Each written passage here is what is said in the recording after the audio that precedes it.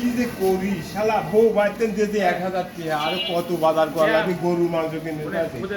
1 KG গরু মাংস কিনলাম 750 নিলে তা আমি কোন দিন এত বাজার করবো বিড়ি মশলা কিনলাম 900 টাকা পুড়িয়ে গেল আর শালা গরুর মাংস কি গরিব মানুষের খাওয়ার আছে নাকি সামনে ঈদ গেল তাও গরুর মাংসের দাম 750 টাকা কেজি কোন তো ভাই কি করি এই কি বাংলাদেশ হলে নাকি হায় আল্লাহ 10 টাকা কেজি মাংস খাইছি আর সেই মাংস 750 টাকা বউতে যদি 1000 টাকা মোট বাজার করলে আসো আরো হলিকা দুধ কিনাতে ফিরে আসি আমি তো পাচ্ছি না আল্লাহ এই কি বাংলাদেশ নাকি আর জীবন শেষ হয়ে গেল শালা মেয়ে লোক তো কবি গরুর গোস্ত নিয়ে আসে না মেয়ে লোক শেষ